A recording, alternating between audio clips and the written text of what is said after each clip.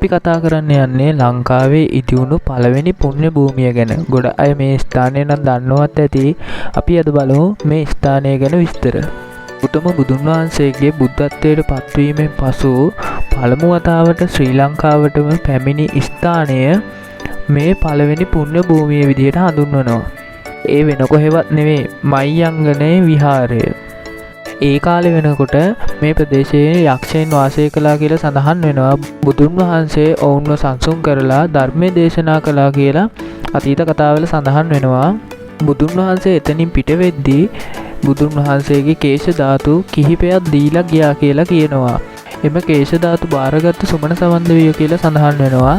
පසුව එම ධාතු තැන්පත් කළා මේ මුල්ම සෑය ඉදි කළා කියලා සඳහන් වෙනවා.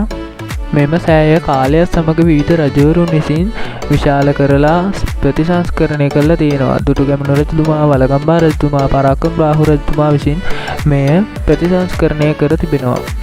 අද අපිට දැක ගන්න තියෙන මහියංගන සෑය ඉතා විශාල, සුන්දර, සුදු පැහැති චෛත්‍යයක්. බෞද්ධයන්ට ඉතාමත් පූජනීය ස්ථානයක් විදිහට මෙය හඳුන්වන්න පුළුවන්. මහියංගනයේ විශේෂ උත්සව අතරට පෙරහැර උත්සව ඇතුළත් වෙනවා. බෞද්ධ ආගමික ක්‍රියාකාරකම් බහුලව සිදු වෙනවා. ගම්මානීය සංස්කෘතිය ඉතාමත් පැහැදිලිව දැක ගන්න පුළුවන් මෙම ස්ථානයේදී.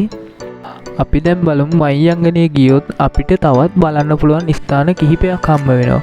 මහියංගන රජමහා විහාරය, මහවැලිගඟ, වනාන්තර සහ ස්වභාවික දර්ශන, නිහතමානී ගම්මාන පරිසරය වැනි නිස්කලංක දේවල් අපිට දැක බලා ගන්න පුළුවන් වෙනවා. එහෙනම් දැන් ගොඩක් අය මහියංගන රජමහා විහාරය බලන්න ගිහිල්ලා ඇතිනේ. එහෙනම් කියන්නකෝ බලන්න මහියංගන පූජනීය ස්ථානයේ පිහිටලා තියෙන දිස්ත්‍රික්කය මොකක්ද කියලා පල්ලෙහෙන් කමෙන්ට් එකක් දාන්න. අපි බලමු කවුද හරිම උත්තරේ දෙන්නේ කියලා. ශ්‍රී ලංකාවේ බෞද්ධ ඉතිහාසයේ මුල්ම ස්ථාන වලින් එකක් විදිහට මේ ස්ථානය හඳුන්වන්න පුළුවන්.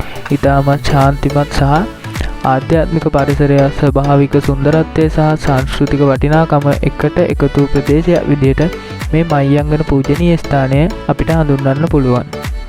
එහෙනම් අපි තවත් අලුත් වීඩියෝ එකකින් සෙට් වෙමු.